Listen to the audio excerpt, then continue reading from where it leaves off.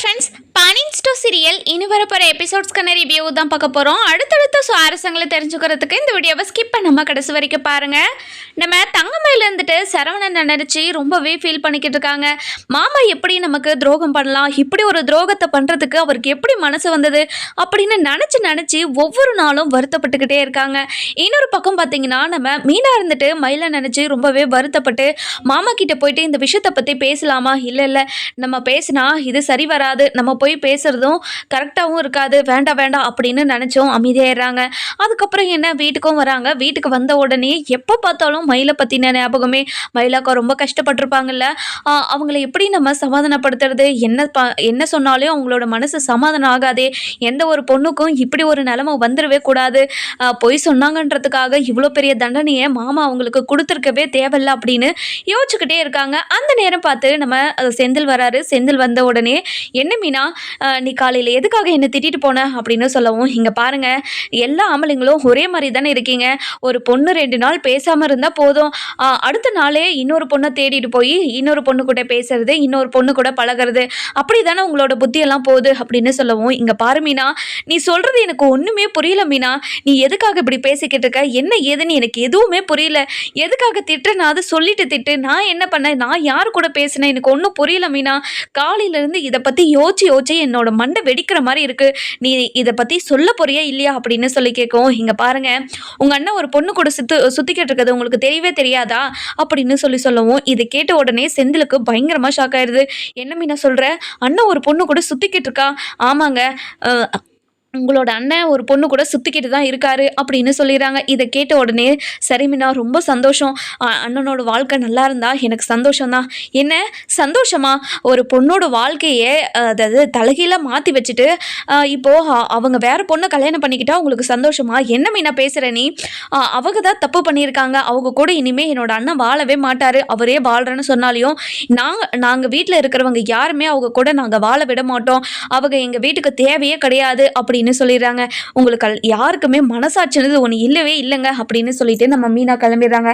இன்னொரு பக்கம் பார்த்தீங்கன்னா, நம்ம சரவணன் இருந்துட்டு மீனாவை அதாவது மயிலை இப்படி சொன்னதெல்லாம் நினச்சி ரொம்பவே வருத்தப்பட்டுக்கிட்டு இருக்காங்க. இப்படி நம்ம பேசியிருக்கவே கூடாது, ரொம்ப பெரிய தப்பு, நம்ம மன்னிப்பு கேட்டுடலாமா? இல்லை மன்னிப்பு கேட்டுட்டா அவளை மன்னிச்சிட்டாங்கன்னு நினச்சிப்பா, அவள் ரொம்ப திமிரேறி போயிடும் அவளுக்கு, அதனால் நம்ம எந்த ஒரு மன்னிப்பும் அவங்க கிட்ட கேட்கவே கூடாது அப்படின்னு யோசிக்கிறாங்க. அந்த நேரம் பார்த்து தான் அதாவது கோர்ட்டில் ஹியரிங் டேட்டு இன்னும் 2 நாளில் வருது அப்படின்னு நம்ம சரவணனுக்கு ஞாபகமே வருது. ஹியரிங்கில் கண்டிப்பாக எனக்கு டிவோர்ஸ் கிடைச்சோன்னு கடவுளே, அவகிட்ட இருந்து ஒரு நிரந்தரமான ஒரு விடுதலை எனக்கு வேணும் அப்படின்னு நம்ம சரவணன் இருந்துட்டு நினச்சிக்கிட்டு படுத்துக்கிட்டு இருக்கவும், அந்த நேரம் பார்த்து நம்ம அதாவது கோமதி இருந்துட்டு, சரவணா என்னாச்சு சரவணா, சாப்பிட கூப்பிட்டுக்கிட்டே இருக்க, நீ பாட்டுக்கு படுத்துக்கிட்டே இருக்க, என்னாச்சு உனக்கு அப்படின்னு சொல்லி கேட்கவும், ஒன்றும் இல்லைம்மா, ஒரு விஷயத்தை பற்றி யோசிச்சுக்கிட்டே இருந்தேன்னா அதனால தான் எனக்கு காது கேட்கல போல, சரிம்மா வாமா சாப்பிட்லாம் அப்படின்னு சொல்லி போய் சாப்பிட ஆரம்பிக்கிறாங்க. அதுக்கப்புறம் என்ன, எல்லாருமே சாப்பிட்டுக்கிட்டு இருக்கப்போ நம்ம கதிர் இருந்துட்டு, அண்ணன் அடுத்து என்ன பண்ணலான்னு இருக்கீங்கண்ணே அப்படின்னு சொல்லி கேட்கவும், இதை கேட்ட உடனே நம்ம சரவணனுக்கு என்ன பதில் சொல்கிறதுனே தெரியல. இங்கே பாரு கதிர், எனக்கு இப்போதைக்கு எதுவுமே ஐடியாவே இல்லை, நான் அதாவது என்னோட லைஃப்பில் என்ன பண்ணணும் ஏது பண்ணணுன்றது என்னால் யோசிக்கவே முடியல, கொஞ்ச நாள் போட்டும் அதுக்கப்புறம் நான் யோசிக்கிறேன் அப்படின்னு சொல்லிடுறாங்க.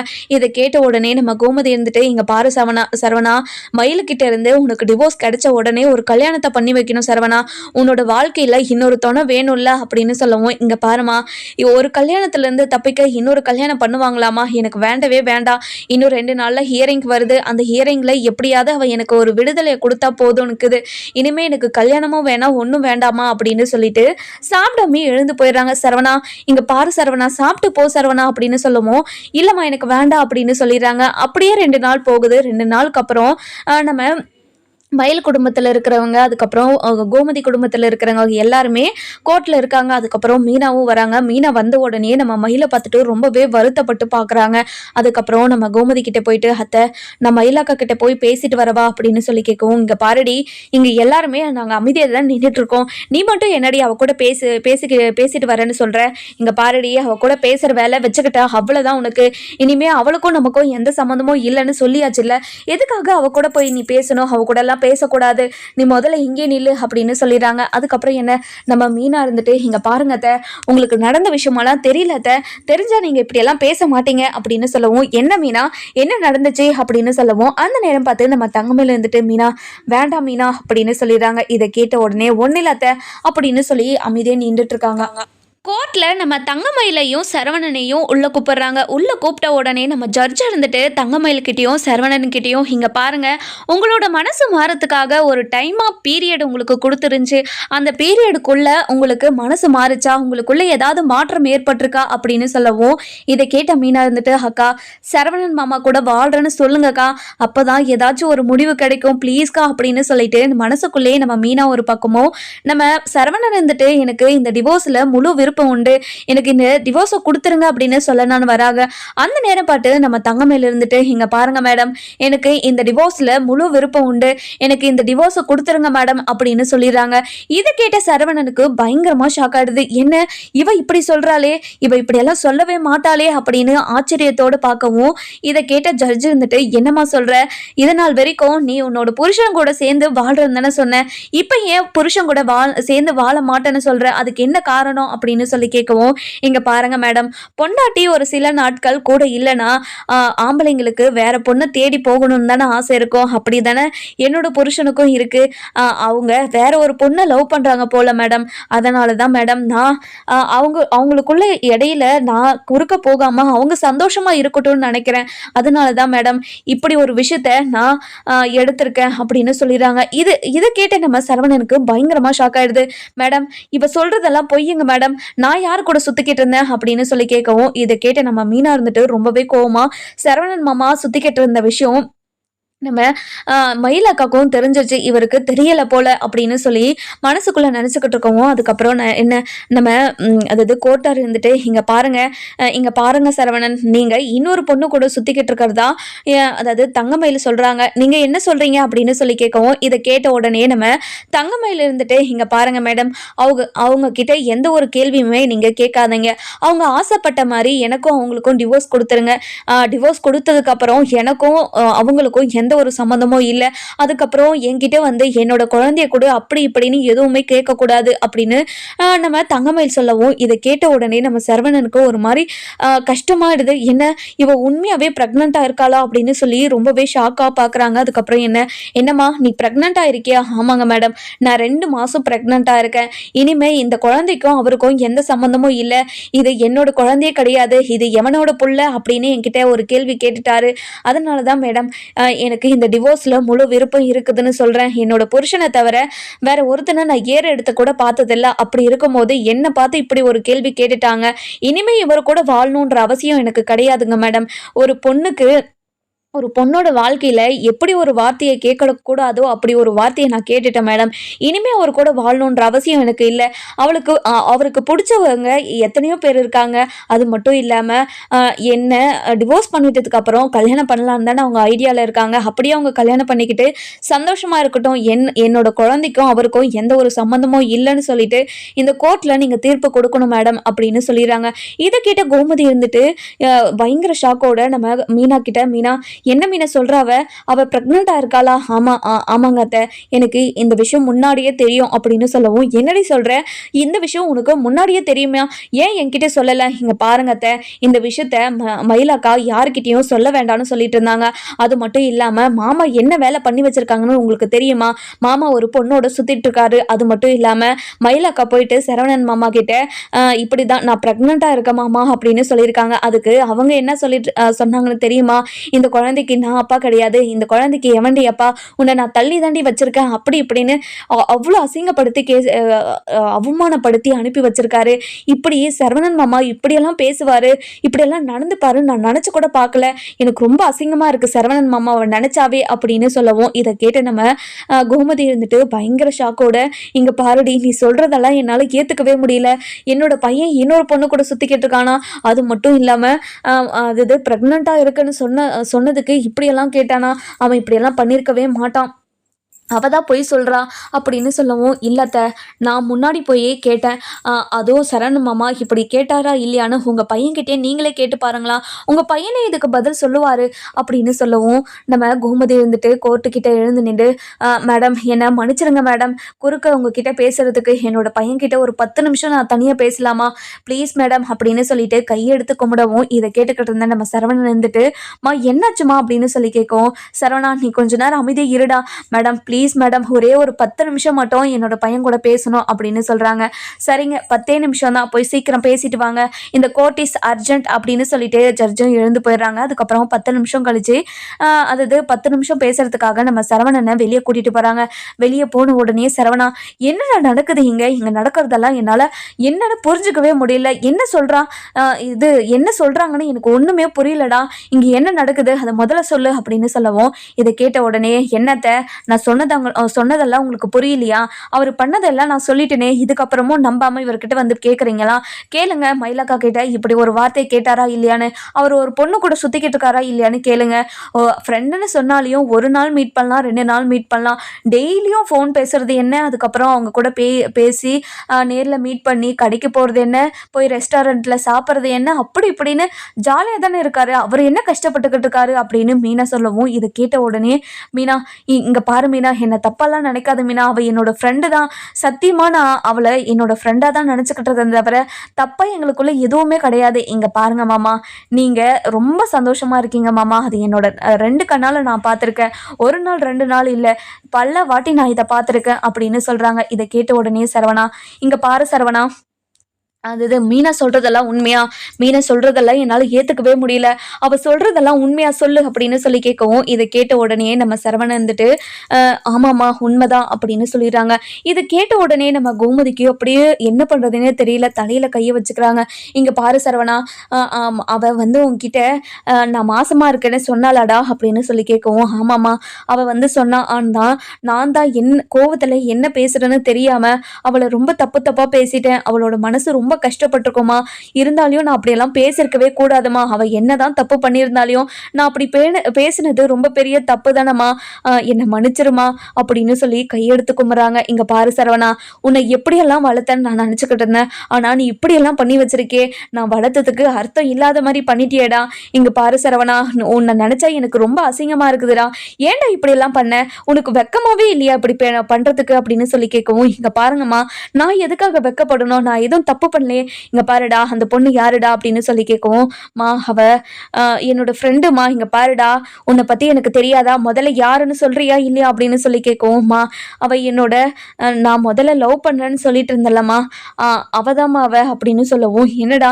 லவ் பண்ணிக்கிட்டு இருந்த பொண்ணுன்னு சொல்கிற, இப்போ ஃப்ரெண்டுன்னு சொல்கிற, எனக்கு ஒன்றுமே புரியல, இங்கே என்ன நடக்குது என்ன ஏதுன்னு எனக்கு தலையே சுற்றுற மாதிரி இருக்குது, அவள் என்னடா ப்ரெக்னெண்ட்டாக இருக்கா அப்படின்னு சொல்லி எனக்கு டிவோர்ஸ் வேணும், இனிமேல் என்னோட குழந்தைக்கும் அவங்களுக்கும் எந்த சம்மந்தமும் இல்லை அப்படின்னு கோர்ட்டில் சொல்லிக்கிட்டு இருக்கான். ஆனால் இவன் இப்படி பண்ணிக்கிட்டு இருக்கான், இவனை பார்த்தா எனக்கு ரொம்ப கோவமாக இருக்குது. இங்கே பாரு சரவணா, நீ இப்படி ஒரு முடிவை எடுத்தது மிகப்பெரிய தப்புடா, இந்த டிவோர்ஸ் கிடச்சி நீ இதுக்கப்புறம் நீ இப்படியெல்லாம் பண்ணியிருந்தா கண்டிப்பாக யாருமே எதுவும் சொல்லியிருக்க மாட்டாங்க, ஆனால் இதுக்கு முன்னாடி நீ இப்படி பண்ணிட்டு இந்த மாதிரி பண்ணிட்டு இருக்கேடா, உன்னை நினச்சாவே எனக்கு அவ்வளோ அசிங்கமாக இருக்குதா, சீ அப்படின்னு சொல்லவும், என்னை யாருமே புரிஞ்சுக்கவே மாட்டீங்களாமா, என் மனசை நீங்கள் யாரும் புரிஞ்சுக்க மாட்டீங்கள அப்படின்னு சொல்லவும், எங்க பாருடா சரவணா, நீ பண்ணியிருக்க வேலைக்கு எப்படிடா உன்னை புரிஞ்சுக்க சொல்கிற, உன்னை எப்படி புரிஞ்சுக்க முடியும்னு சொல்கிற, நீ பண்ண வச்சிருக்க வேலை அப்படி, அவள் பண்ண தப்போட நீ பல மடங்கு அதிகமாக தப்பு பண்ணியிருக்காடா அப்படின்னு சொல்லிடுறாங்க.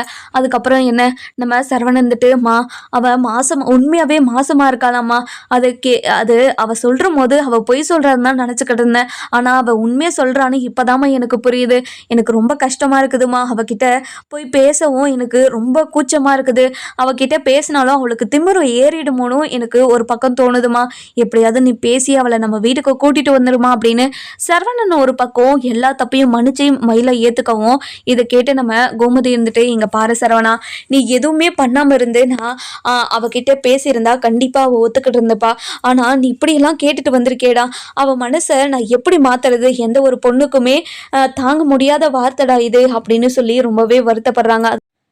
இன்னொரு பக்கம் பார்த்தீங்கன்னா, நம்ம பாக்கியம் இருந்துட்டு தங்கமயில்கிட்ட, "இங்க பாருடி, உனக்கு லட்டு மாரி ஒரு சான்ஸ் கிடைச்சும், உன்னோட புருஷன் கூட சேர்ந்து வாழ்றதுக்கு சான்ஸ் கிடைச்சும், எதுக்காகடி இப்படி ஒரு முடிவு எடுக்கிற நீ? இங்க பாருடி, நான் உன்கிட்ட சொல்றேனேலலாம் நீ தப்பாவே நெனச்சுக்காத. நீ எப்படியாவது உன் புருஷன் கூட சேர்ந்து வாழ்ந்துருடி.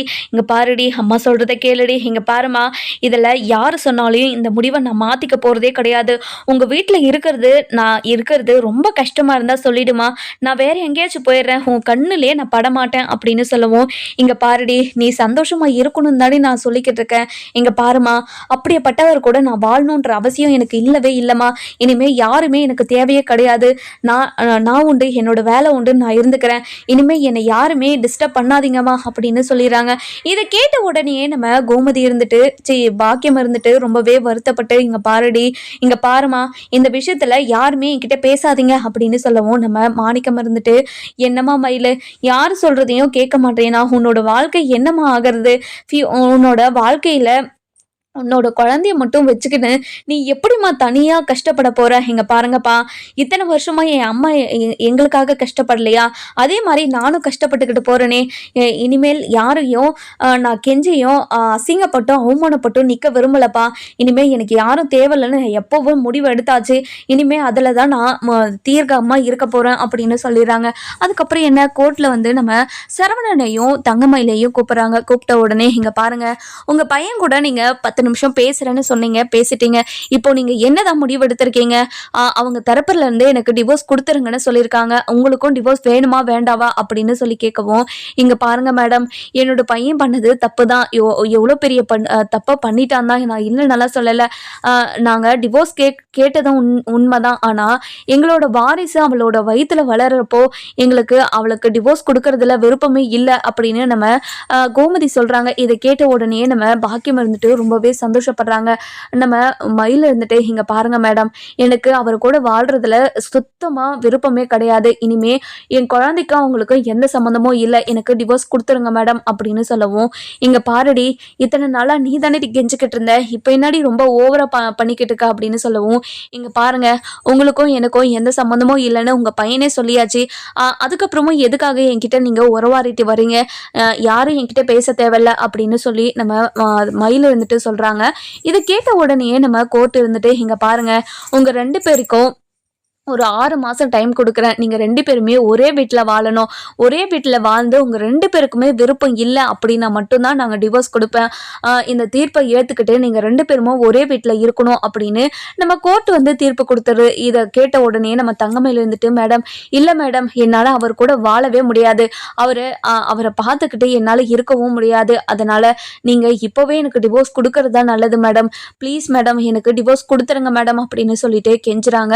இதை கேட்ட உடனே நம்ம தங்கமயில இருந்துட்டு அதாவது சரவணன் வந்துட்டு ரொம்பவே குற்ற உணர்ச்சியோடு ஃபீல் பண்ணிக்கிட்டு இருக்காங்க. அதுக்கப்புறம் என்ன, கோர்ட்ல கொடுத்த தீர்ப்பை நீங்க அவமதிக்க கூடாது. அதனால கோர்ட்ல கொடுத்த தீர்ப்பு படி நீங்க 6 மாசம் ஒன்று சேர்ந்து வாழ்ந்துதான் ஆகணும் அப்படின்னு சொல்லிட்டு இந்த கோர்ட் அர்ஜென்ட் சொல்லிட்டு நம்ம ஜட்ஜும் கிளம்பிடுறாங்க. அதுக்கப்புறம் என்ன, நம்ம தங்கமயில ரொம்பவே வருத்தப்பட்டு வெளியே வரவும், இதெல்லாம் கேட்டுக்கிட்டு இருந்த நம்ம பாக்கியம் இருந்துட்டு, "இங்க பாருடி மயிலு, ரொம்ப சந்தோஷமா இருக்குதுடி.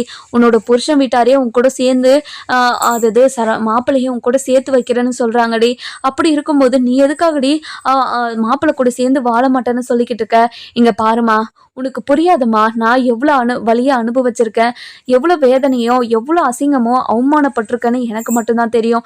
இனிமேலும் நான் யார்கிட்டையும் அசிங்கப்படணும்னோ அவமானப்படணும்னோ எனக்கு அவசியமே கிடையாது." அப்படின்னு சொல்லிடுறாங்க.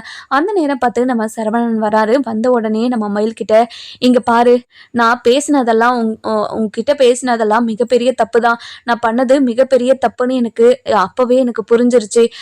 நான் கோவத்தில் ஏதோ பேசிட்டேன், என்னை மன்னிச்சிரு." அப்படின்னு சொல்லிட்டு கையெடுத்து கும்பிட்டுட்டு கிளம்பிடுறாங்க. அதுக்கப்புறம் நம்ம கோமதி இருந்துட்டு, "இங்க பாருடி, அதாவது உன் மேல இருக்கிற கோவம் எனக்கு இப்பவும் போகல. ஆனா எங்களோட வாரிசு உன்னோட வயிற்றுல வளர்ந்துக்கிட்டு இருக்கு. அதனால மட்டும்தான் என்னோட பையன் கூட சேர்ந்து வாழ்றதுக்கு சம்மதிச்சுனே தவிர வேற எதுக்காகவும் இல்லை. இப்போ வரைக்குமே நான் உன்னை மன்னிக்கலடி.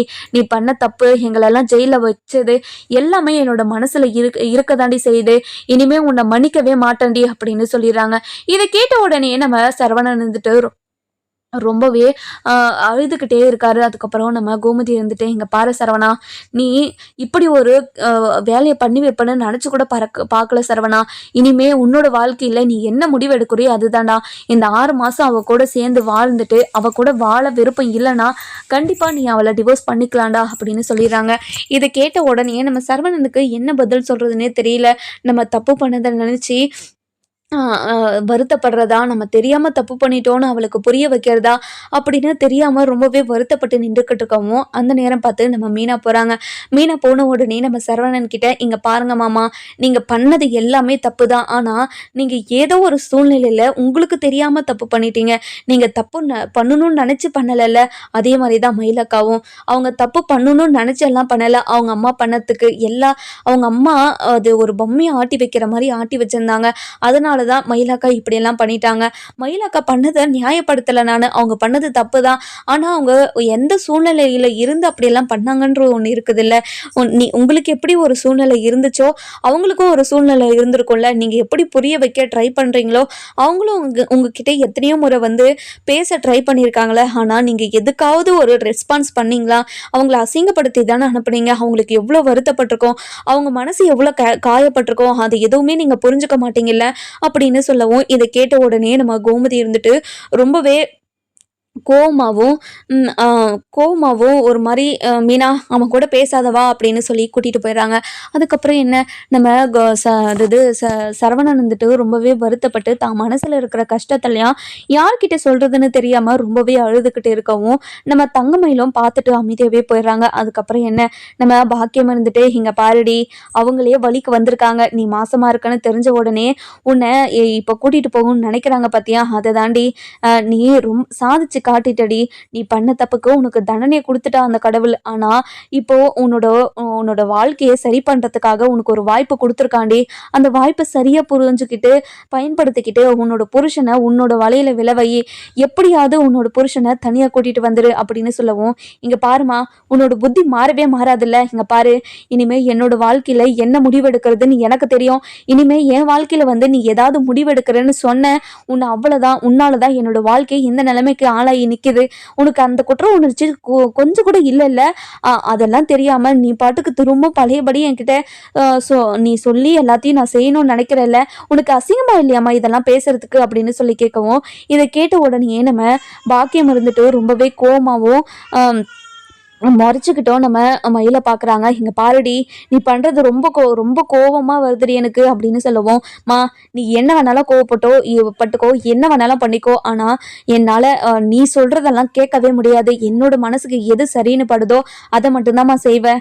அப்படி இருந்தா நான் அந்த வீட்டுக்கு போறேன். அப்படி இல்லைன்னா என்னால போகவே முடியாது. அது மட்டும் இல்லாம அவர் கூட சேர்ந்து சந்தோஷமா வாழ்றதுக்காகலாம் போல.